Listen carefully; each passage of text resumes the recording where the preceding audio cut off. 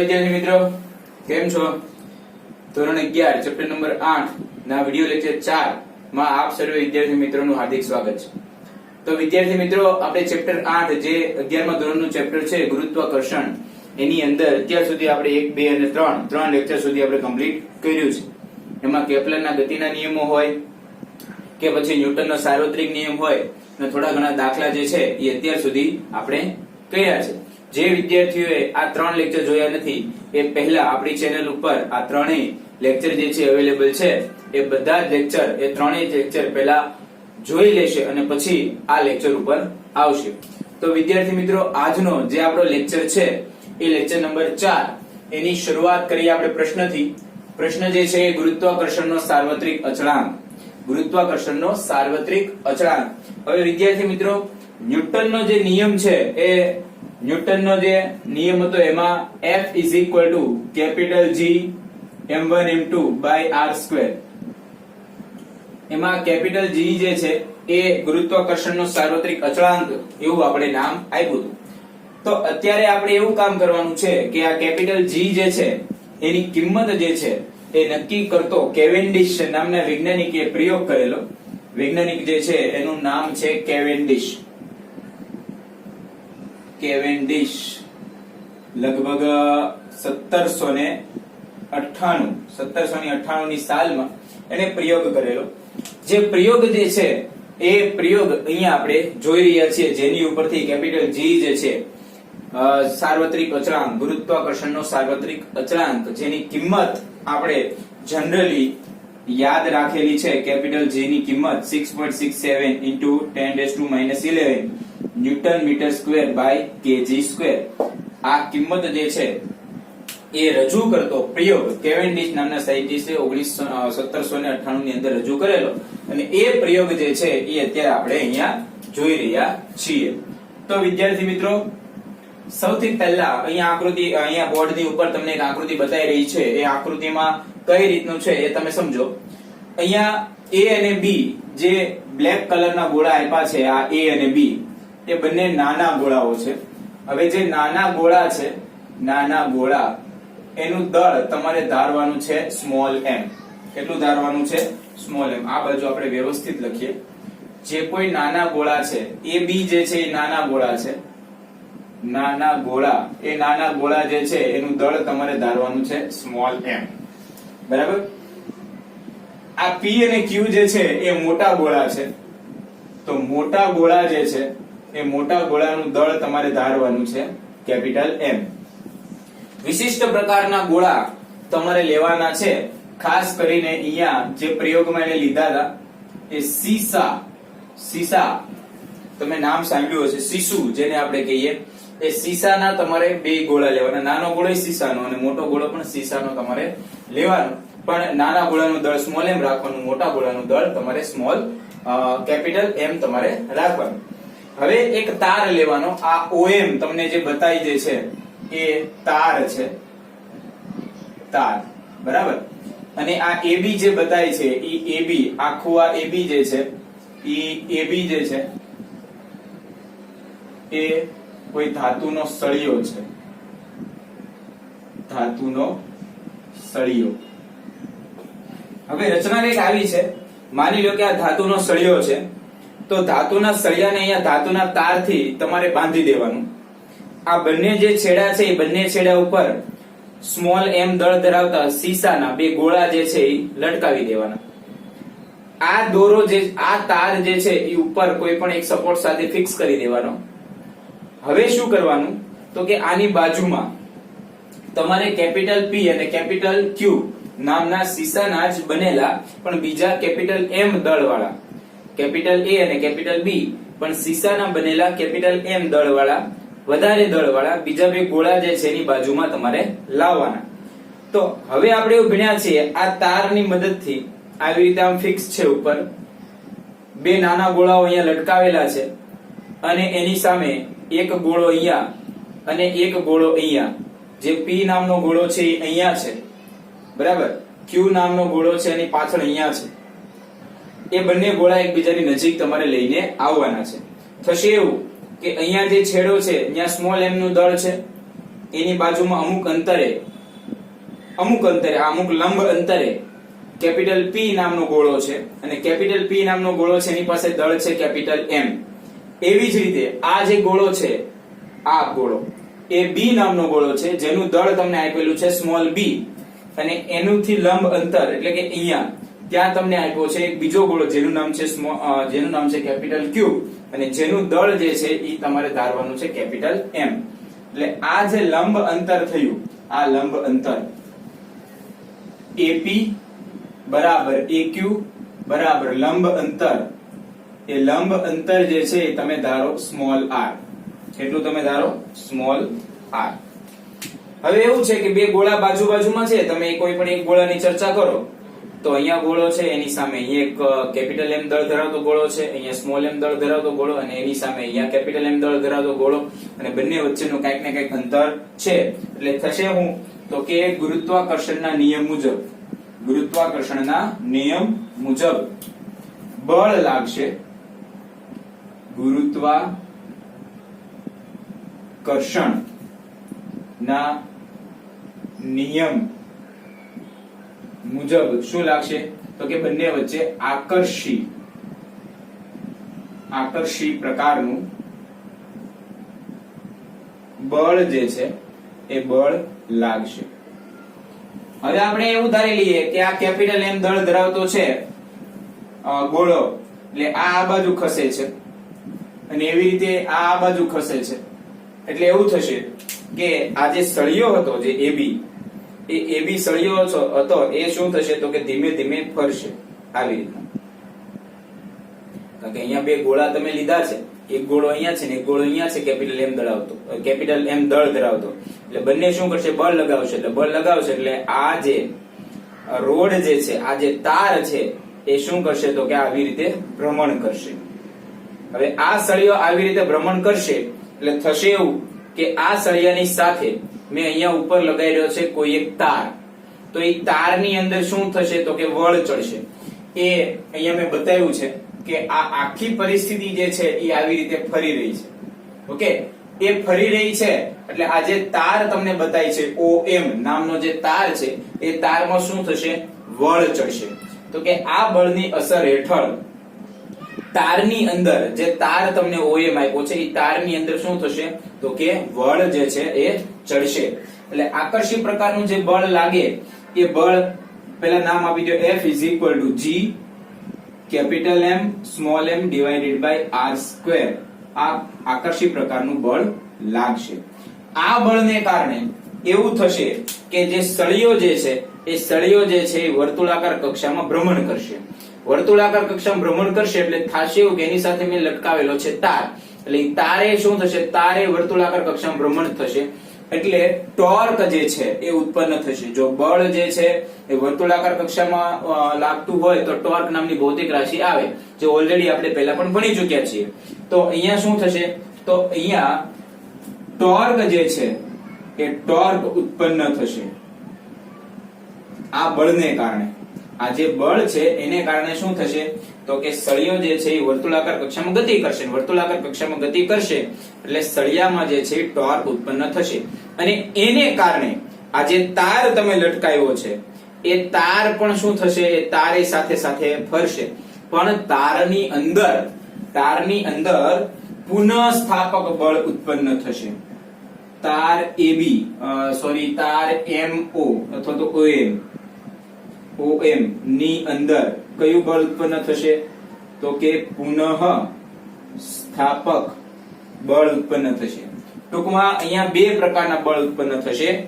એક બળ જે ગુરુત્વાકર્ષી બળ છે એને કારણે ઉત્પન્ન થતું ટોર્ક અને બીજું એ તાર જે છે એ તારમાં વિરોધ કરતું પુનઃસ્થાપક બળ. એ બળ ચડતો હોય પછી તમે આ બે ગોળા લઈ લેશો એટલે શું થશે પાછો એ પોતાની જે પરિસ્થિતિમાં હતા એ જ પરિસ્થિતિમાં એ પાછો આવશે.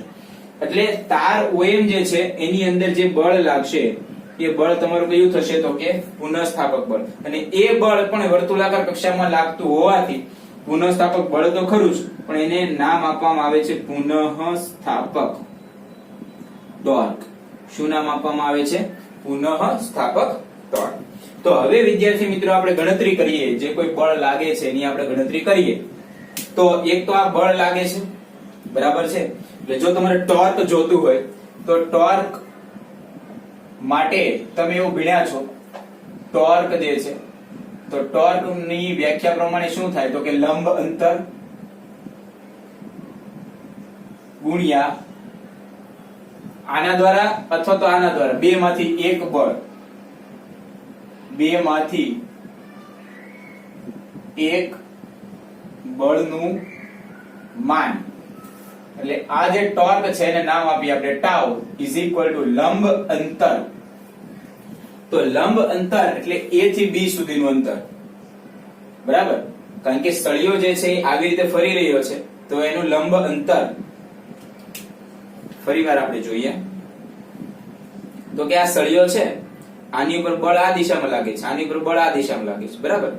તો બળ આ દિશામાં લાગતું હોય, ઓકે, તો આ શું થઈ ગયું એનું લંબ અંતર. એટલે AB જે છે એ લંબ અંતર છે અને એ અંતર તમે અત્યારે ધારી લો કે સ્મોલ l છે.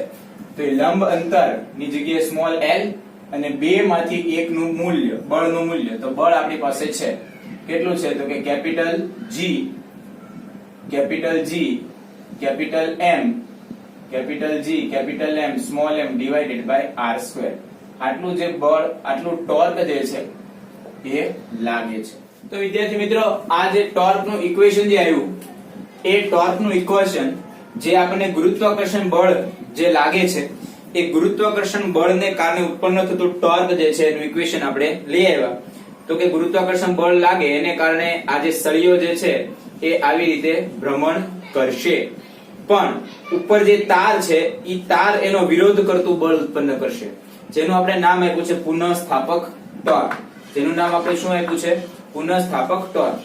હવે એ ટોર્ક આ જે બળ લાગશે એને કારણે આ જે સળિયો જે છે ગોળ ગોળ વર્તુળાકાર કક્ષામાં પરિભ્રમણ કરે છે, ભ્રમણ કરે છે, ઓકે. એટલે એવું થશે કે બળ ચડે છે. શું આપણે કહી શકાય કે એ તારની અંદર બળ ચડે છે.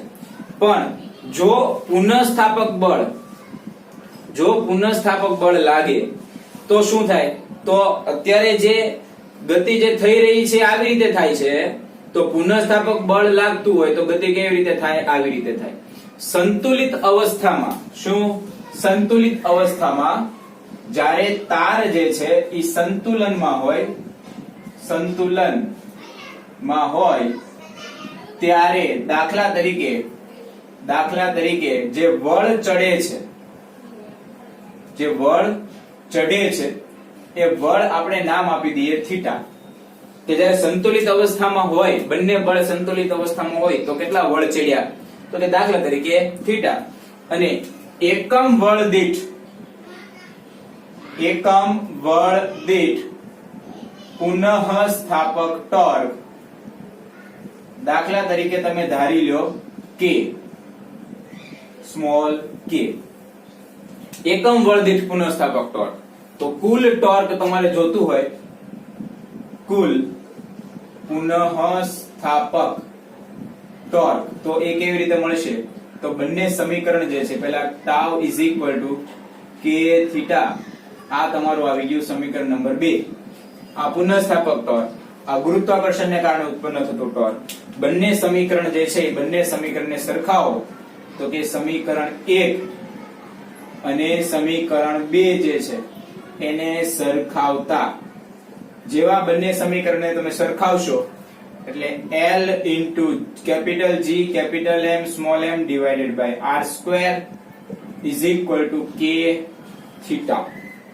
ઓકે, એમાંથી તમારે શું જોઈએ છે તો કે કેપિટલ G મારે જોઈએ છે, તો capital G is equal to k theta r square divided by capital G capital M small m અને L. આ જે ગણતરી છે એની ઉપરથી k જે છે એ શું છે તો કે એકમ બળ દીઠ લાગતું પુનઃસ્થાપક ટોર્ક.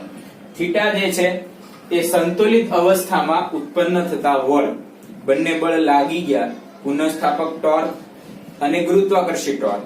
ગુરુત્વાકર્ષણને કારણે આમ, પુનઃસ્થાપક આમ, પણ જેટલું રાઉન્ડ માની લો કે એકાદ બળ કે અડધો બળ ચડી ગયું, બરાબર, ત્યારે બંને સંતુલનમાં આવે છે તો એ તમારો થીટા. બરાબર, એટલે બંને સમીકરણ જે છે એને સરખાયો. કેપિટલ M એટલે તમે મોટો જે ગોળો લીધો છે એનું દળ, સ્મોલ m એટલે નાનો ગોળો લીધો છે એનું દળ, અને આ બધાની કિંમત તમે મૂકશો એટલે કેપિટલ G ની કિંમત એ એપ્રોક્સિમેટલી આપણને 6.67 × 10⁻11 kg newton metre square by kg square જેટલી મળે છે. પણ આ જે વસ્તુ જે છે એ કેવેન્ડિશ નામના સાયન્ટિસ્ટે પ્રયોગ માંથી કેપિટલ G ની કિંમત ગોતવા માટે પ્રયોગ કરેલો. તો અત્યારે આ વસ્તુ જે છે તમે નોંધી લો. બીજું અહીંયા એક એવું કહેવામાં આવશે કે કેપિટલ G જે છે એ કેપિટલ G સાર્વત્રિક અચળાંક છે. શું છે? સાર્વત્રિક અચળાંક. સાર્વત્રિક અચળાંક નો મતલબ શું થાય? તો કે એ કોઈ પણ જગ્યાએ બદલાય નહીં. ગમે તેમ પૃથ્વી વિશ્વના કોઈ પણ બે કણ હોય એની પર લાગતું બળ જ્યારે ગોતો ના હોય તો કેપિટલ G ની કિંમત જે છે એઝ ઇટ ઇઝ રહે, એમાં કોઈ પણ પ્રકારનો ફેરફાર થાય નહીં, અને વ્યવહારિક કિંમત એની આટલી આપણે લઈએ છીએ. તો પહેલા આટલું કોપી કરો, પછી આપણે આગળ જઈએ.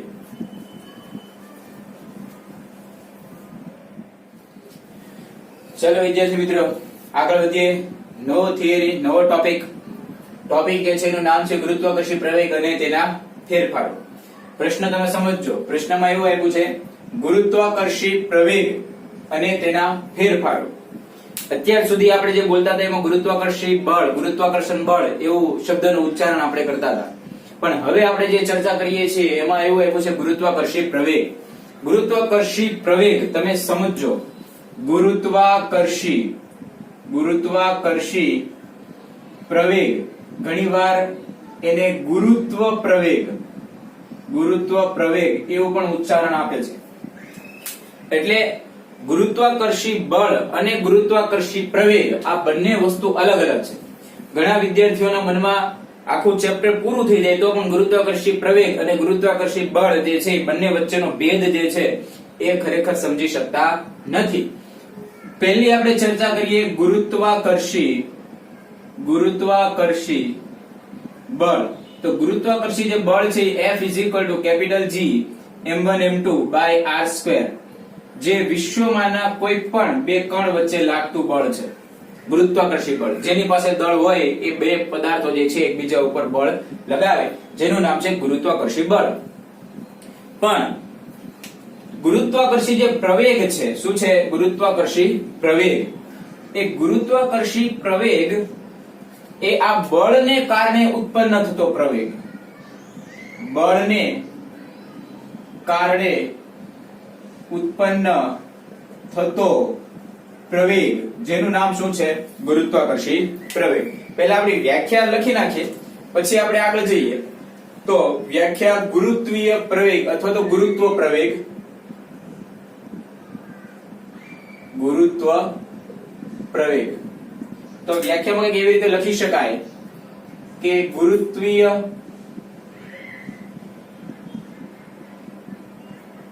ગુરુત્વાકર્ષી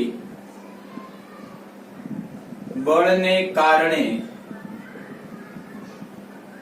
પદાર્થમાં ઉત્પન્ન થતા પ્રવેગને શું છે? ગુરુત્વ પ્રવેગ એટલે શું? તો કે ગુરુત્વાકર્ષી બળને કારણે પદાર્થમાં ઉત્પન્ન થતા પ્રવેગને ગુરુત્વીય પ્રવેગ કહેવામાં આવે છે. વિદ્યાર્થી મિત્રો, આ ટોપિક સમજવા માટે સૌથી પહેલા તમે એક ઉદાહરણ લ્યો. દાખલા તરીકે આ પૃથ્વી છે. પૃથ્વીની ત્રિજ્યા જે છે તમે નામ આપી દો r, બરાબર. એક પદાર્થ છે જેનું દળ તમે ધારી લો સ્મોલ m. પૃથ્વી જે છે એનું કેન્દ્ર થઈ ગયું, એનું સેન્ટર, પૃથ્વીનું દળ તમે ધારી લો કેપિટલ M. એટલે પૃથ્વીની સપાટી ઉપર ઉભા રહી, બરાબર, તમે કોઈ પણ પદાર્થને ફેંકો છો. અત્યારે આપણે આ પદાર્થ જે છે એને પૃથ્વીની સપાટી ઉપર ક્યાંક લઈ લઈએ. કોઈ પણ m દળ ધરાવતો પદાર્થ જે છે એને તમે ફેંકો છો, એટલે પદાર્થ પાછો જે છે એ પૃથ્વીની સપાટી ઉપર આવે છે. પૃથ્વીની સપાટી ઉપર આવવાનું કારણ જે છે એ પૃથ્વીનું દળ અને પદાર્થ જે નીચે આવે છે પદાર્થનું દળ એ બંને વચ્ચે કંઈક બળ લાગે છે જેનું નામ છે ગુરુત્વાકર્ષી બળ. પણ ઈ બળની અસરને કારણે પદાર્થ ઉપર પ્રવેગ ઉત્પન્ન થાય. શું ઉત્પન્ન થાય? પદાર્થ ઉપર પ્રવેગ ઉત્પન્ન થાય. જે પ્રવેગ ઉત્પન્ન થયો એ પ્રવેગનું નામ છે ગુરુત્વ પ્રવેગ. અને ગુરુત્વ પ્રવેગનું મૂલ્ય જે છે એ જનરલ કેસમાં પૃથ્વીની સપાટી ઉપર આપણે જો ચર્ચા કરીએ તો પૃથ્વીની સપાટી પર યાદચ્છિક રીતે આપણે 9.8 મીટર બાય સેકન્ડ સ્ક્વેર લઈએ છીએ. ક્યારેક એક્ઝામ્પલમાં આપણે 10 મીટર બાય સેકન્ડ સ્ક્વેર પણ લઈ શકીએ છીએ. એટલે કહેવાનો મતલબ એવો છે કે કોઈ પણ પદાર્થ જે છે એ પૃથ્વીની સપાટી થી ઉપર ફેંકવામાં આવે અને પદાર્થ પાછો નીચે આવે છે ત્યારે પદાર્થની અંદર કંઈક ને કંઈક પ્રવેગ છે. આ બળને કારણે પદાર્થની અંદર કંઈક પ્રવેગ છે. એ પ્રવેગનું નામ શું છે તો કે ગુરુત્વાકર્ષી પ્રવેગ.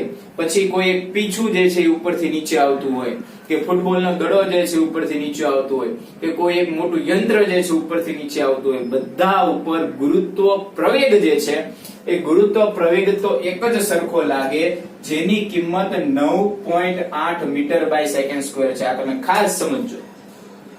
નાનકડો એવો કણ, પછી કોઈ એક ફૂટબોલનો દડો, કે કોઈ એક મોટું યંત્ર, કોઈ પણ જે છે એ નીચે આવે પૃથ્વીની સપાટી, પૃથ્વીના બળથી, ગુરુત્વીય બળથી આકર્ષાય જ્યારે પૃથ્વીની સપાટી ઉપર આવે અને જે ગુરુત્વ પ્રવેગ ઉત્પન્ન થાય એ ગુરુત્વ પ્રવેગ હંમેશા 9.8 મીટર બાય સેકન્ડ સ્ક્વેર જ હોય.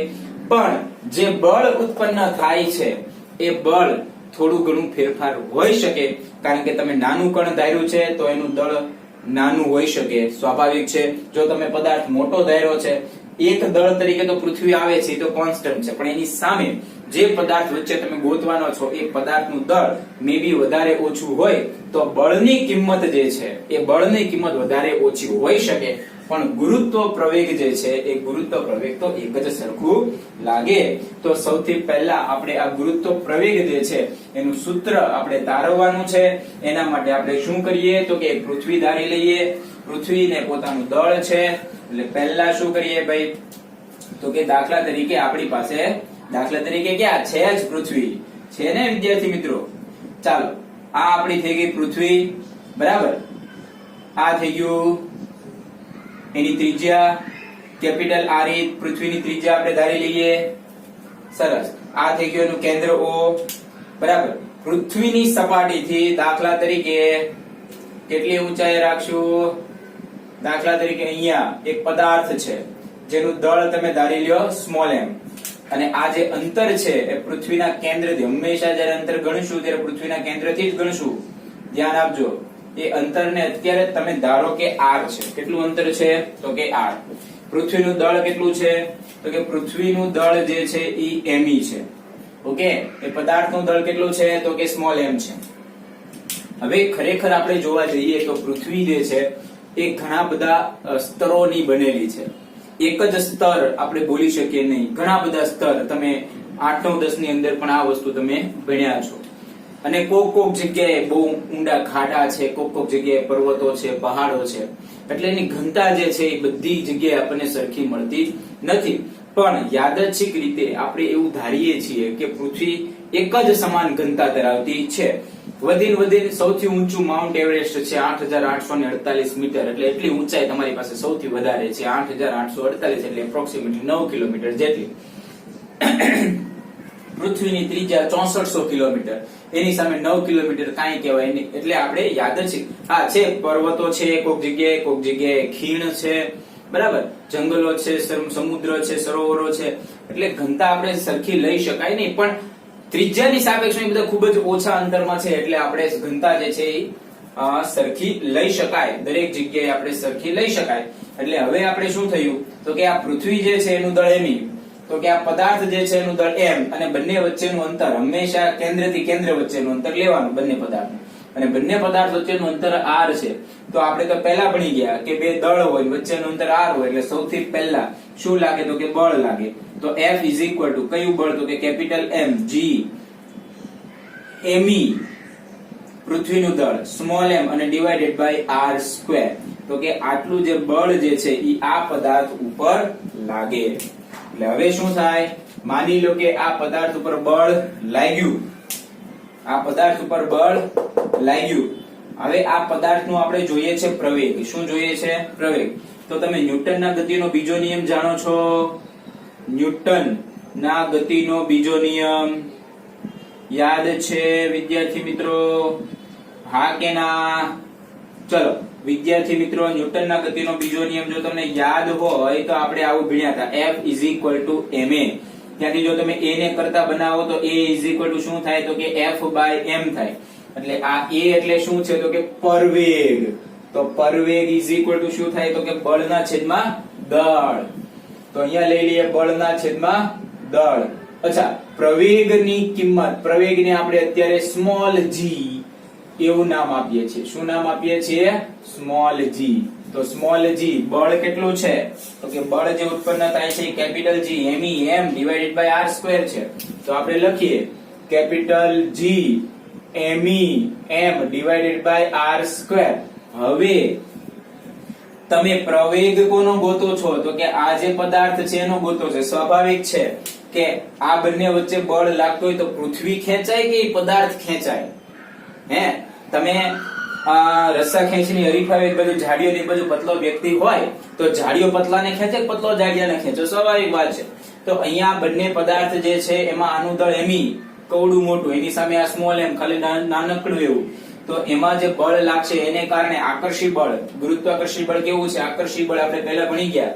તો એ આકર્ષી બળની અસર હેઠળ આ પદાર્થનો તમે પ્રવેગ ગોતો છો. આ પદાર્થ પૃથ્વી બાજુ આવે, પૃથ્વી એ પદાર્થ બાજુ કોઈ દિવસ જાય નહીં. એટલે આપણે પ્રવેગ કોનો ગોતવાનો હતો કે આ પદાર્થનો ગોતવાનો. એટલે એ પદાર્થનો પ્રવેગ તમે ગોતવા જાઓ તો એ પ્રવેગના સૂત્રમાં જે નીચે દળ આવે છે એ દળમાં કોનું દળ લેવાનું? પૃથ્વીનું લેવાનું કે પદાર્થનું દળ લેવાનું? તો કે જેનો પ્રવેગ તમે ગોતતા હો એનું દળ લેવાનું. તો અહીંયા હું એ પદાર્થનું દળ, પદાર્થનો પ્રવેગ ગોતતો હતો. એટલે capital G m divided by અહીંયા બી સ્મોલ m આવશે. જે દળ જે છે એ શું લેવાનું તો કે સ્મોલ m. ચલો હવે આપણે શું કરીએ તો કે આ સ્મોલ m અને આ સ્મોલ m કટ કરી દઈએ. તો કેપિટલ સ્મોલ g ની કિંમત શું આવી તો કે capital G m divided by r square. આપણને આવી કિંમત મળી. આ જે કિંમત જે છે એ પૃથ્વીની સપાટીથી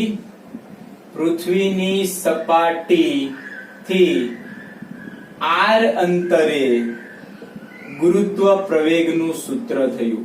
કોનું? પૃથ્વીની સપાટીથી r અંતરે ગુરુત્વ પ્રવેગનું સૂત્ર. જો તમારે પૃથ્વીની સપાટી ઉપર માની લો કે પદાર્થ અહીંયા નથી, બદલે પદાર્થ અહીંયા છે અને એ તમારો ગોતવો હોય તો પણ તમે ગોતી શકો છો. પૃથ્વીની સપાટી ઉપર તમે જાઓ તો સપાટી પર શું થઈ જાય તો કે સપાટી પર જે તમે આવડું ધાર્યું હતું ઈ r હવે કેટલું થઈ જાય તો કે આટલું. તો આટલું r તો આપણું શું છે? r છે. તો પૃથ્વીની સપાટી ઉપર સ્મોલ r બરાબર શું થઈ જાય તો કે r. તો ઉપરનું જે સૂત્ર છે એમાં Ge લખવાનું. ઈ લખશો તો એનો મતલબ એવો થાય કે પૃથ્વીની સપાટી ઉપર તમે ગોતી રહ્યા છો. Is equal to capital G me by re square. આવું સૂત્ર તમને મળે.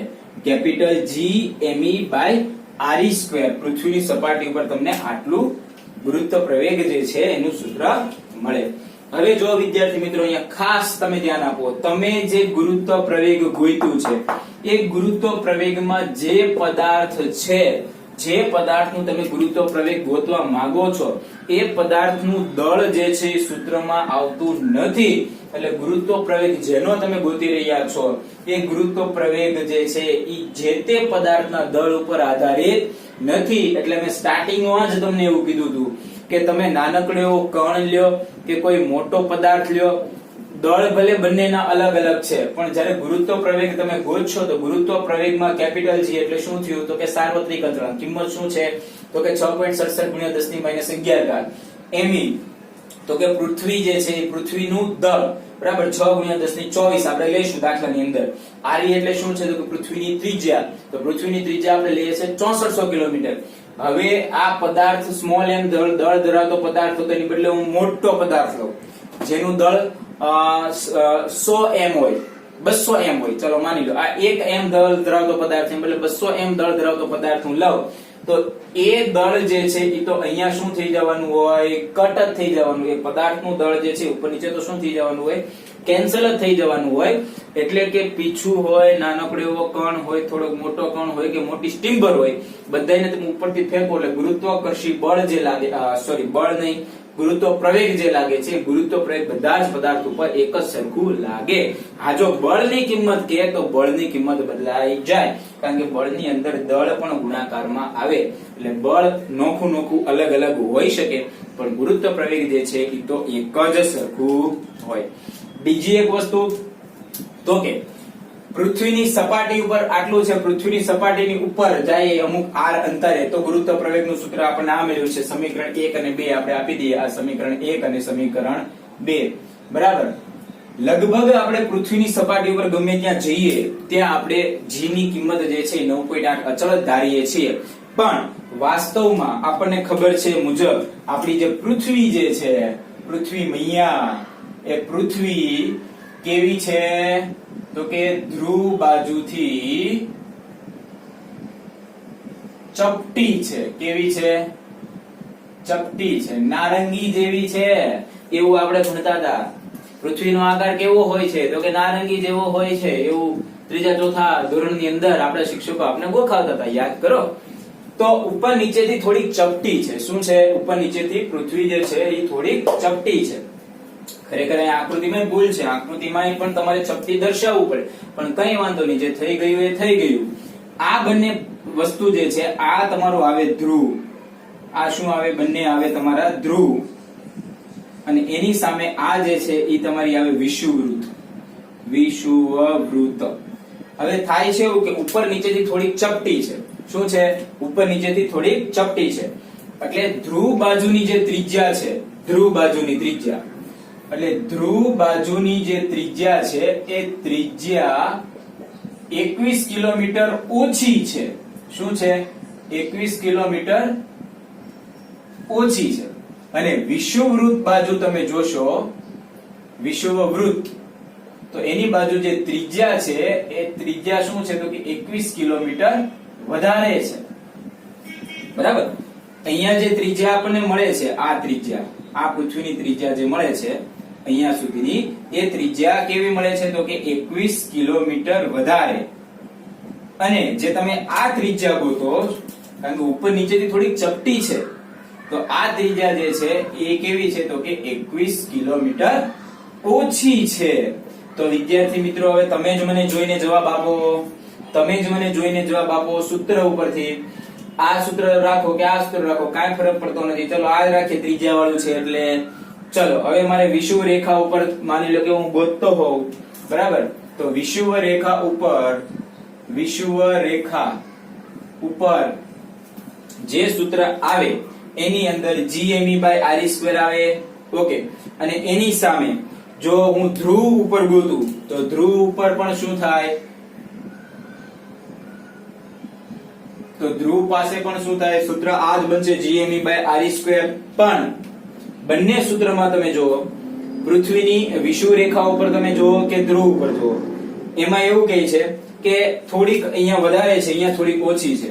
અહીંયા સૂત્રમાં આવશે GME/RE², પણ આ RE કેવી છે? થોડીક વધારે છે. અહીંયા R કેવો છે? વધારે. એટલે માટે હું શોર્ટમાં હું લખું છું, યાદ રહે એટલા માટે, બાકી આવું કઈ આવતું નથી. અને અહીંયા શું છે તો કે GME/RE², પણ આ R કેવી છે? થોડીક ઓછી છે. અહીં 21 કિલોમીટર વધારે, ઓલા પણ 21 કિલોમીટર ઓછું. તો હવે એવું થાય કે અહીંયા તમે જુઓ તો આ સૂત્રની અંદર અગર આની કિંમત, છેદની કિંમત વધારે હોય, છેદની કિંમત વધારે હોય તો g ની કિંમત શું થાય? ઓછી. છેદની કિંમત જો વધારે હોય તો g ની કિંમત ઓછી. છેદની કિંમત જો ઓછી હોય તો g ની કિંમત વધારે. ફરીવાર, છેદની કિંમત વધારે હોય તો g ની કિંમત ઓછી. છેદની કિંમત ઓછી હોય તો g ની કિંમત વધારે. તો ઓટોમેટિકલી તમે કહી શકો કે અગર મારે g ની કિંમત વિષુવ રેખા ઉપર જોતી હોય અને g ની કિંમત અગર મારે ધ્રુવ પાસે જોતી હોય તો ગુરુત્વ પ્રવેગ તમને વધારે ક્યાં મળે? ગુરુત્વ પ્રવેગ તમને વધારે ક્યાં મળશે વિદ્યાર્થી મિત્રો? જ્યાં તમારી ત્રિજ્યા ઓછી હોય. તો જ્યાં ત્રિજ્યા ઓછી હોય એટલે ક્યાં ત્રિજ્યા ઓછી છે તો કે ધ્રુવ પાસે ત્રિજ્યા ઓછી છે, એટલે ધ્રુવ પાસે જે g ની કિંમત આવશે એ કેવી આવશે તો કે વધારે.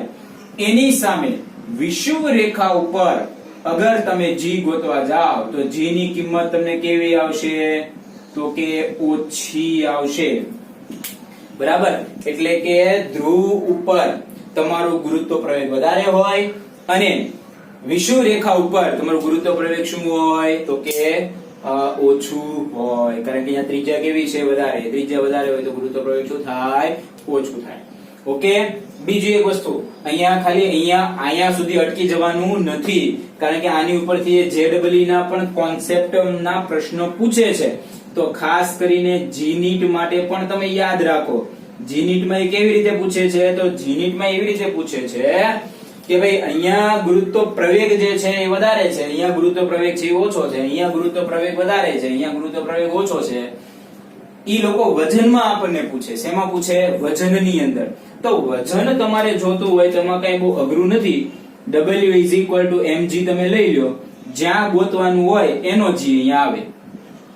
વિષુવ રેખા પાસે ગોતો તો વિષુવ રેખાનો g આવે, અને ધ્રુવ પાસે ગોતો તો ધ્રુવનો g અહીંયા આવે. બાકી m જે છે એ તો કોન્સ્ટન્ટ રાશિ થઈ જશે, એ કઈ બદલાય નહીં. એટલે વજન કોઈ પૂછે કે વજન ક્યાં વધારે હોય, તો જ્યાં g વધારે હોય, તો અહીંયા વજન જે છે W એ પણ શું થાય વધારે થાય, અહીંયા વજન જે છે W એ શું થાય ઓછું થાય. ઓકે, બધા એમ કહે છે કે ચાલવાથી વજન શું થાય તો કે ઘટે, રેગ્યુલર તમે વોકિંગ કરો તો વજન શું થાય વધે, વજન શું થાય ઘટે. પણ અત્યારે આપણે એવું સાબિત કરી શકીએ કે જો તમે વિષુવ રેખાથી ધ્રુવ બાજુ જાઓ, કઈ બાજુ જાઓ, વિષુવ રેખાથી તમારે ચાલવાની શરૂઆત કરવાની અને ધ્રુવ સુધી ચાલવાનું, ચાલવાથી વજન ઘટે એવું બાયોલોજી વાળા કહે છે. પણ વિષુવ રેખાથી ધ્રુવ બાજુ જાઓ તો તમે જુઓ તો શું થાય છે, વિષુવ રેખા પાસે એનું વજન ઓછું છે અને ચાલતા ચાલતા તમે ધ્રુવ પાસે જાઓ છો તો વજન શું થાય છે વધે છે. બરાબર છે, વજન એટલું બધું વધે નહીં, થોડો 21 કિલોમીટર નો ડિફરન્સ છે, બહુ એટલું બધું છે બી નહીં. 21 કિલોમીટર તમે માઇનોર 9.8 મળતું હોય બદલે 9.6 જેવું મળશે, એટલું બધું કઈ વજનમાં વધારે ફેરફાર થાય નહીં. એટલા માટે સ્ટાર્ટિંગમાં જ મેં તમને એવું કીધું હતું કે પૃથ્વીની સપાટી પર ગમે ત્યાં જાઓ ત્યાં ગુરુત્વ પ્રવેગની કિંમત આપણે 9.8 જે છે એ અચળ લઈએ છીએ. પણ 21 કિલોમીટર જે છે એ કિલોમીટર આપણે અવગણી શકીએ નહીં, એટલે આપણે સ્પેસિફાઈ કરવું પડે કે વિષુવ રેખા પાસે તમારું g જે છે એ ઓછું મળે, વજન ઓછું મળે, અને એને વસ્તુ ધ્રુવ પાસે શું મળે તમને વધારે મળે. તો હવે તમારા મનમાં એવો કોન્સેપ્ટ થાય, સર આ પૃથ્વીની સપાટી ઉપરનું તો આપણે ચર્ચા થઈ ગઈ, પણ પૃથ્વીની સપાટીથી ઉપર ગયા હોય તો, પૃથ્વીની સપાટીથી માની લો કે ક્યારેક આમ જવાનું થાય ને તમે 20, 25, 50 કિલોમીટર 100 કિલોમીટર ઉપર ગયા હોય, બરાબર, 1000 કિલોમીટર સુધી ઉપર ગયા હોય, જાય જ છે બધા અવકાશયાત્રીઓ બધા જાય જ છે, તો ત્યાં ગુરુત્વ પ્રવેગ ગોતવું હોય તો ગોતી શકાય, તો કે હા ગોતી શકાય. અચ્છા, પૃથ્વીની સપાટીની અંદર ગયા હોય તો, પૃથ્વીની સપાટી જે છે, પૃથ્વીની સપાટીથી ઊંડાણમાં આપણે ડ્રીલ મશીન લઈને, બરાબર છે, બોરવેલ નું મશીન આવે, ખાડો પાડી પાડીને અંદર ગયા હોય અને ત્યાં આપણે ગુરુત્વ પ્રવેગ ગોતવું હોય તો એ પણ ગોતી શકાય. તો એના માટે પહેલા તમારે શું કરવું પડે, કોપી કરવું પડે, અને પછી આપણે બીજા પ્રશ્ન ઉપર જઈ શકીએ. તો ચાલો પહેલા કોપી કરો ફટાફટ. અને પહેલા આપણે કીધું હતું કે જે મિત્રો આ ચેનલ ઉપર નવા છે ફરજિયાત શું કરશે તો કે આ ચેનલને સબસ્ક્રાઇબ કરશે. ઘણા વિદ્યાર્થીઓ જે સબસ્ક્રાઇબ કરી નથી, એટલે તમારા જેવા વિદ્યાર્થીઓ જેને મફતમાં ફિઝિક્સનું નોલેજ જોતું હોય મેળવી શકતા નથી, તો મહેરબાની કરીને જે વિદ્યાર્થીઓ સબસ્ક્રાઇબ નથી કરી આપણી ચેનલને સબસ્ક્રાઇબ કરશે. અને જો તમને યોગ્ય લાગે, તમને પસંદ પડે, તમને ગમે તો લાઈક પણ કરજો અને શેર પણ કરજો. ઓકે, ચાલો કોપી કરો.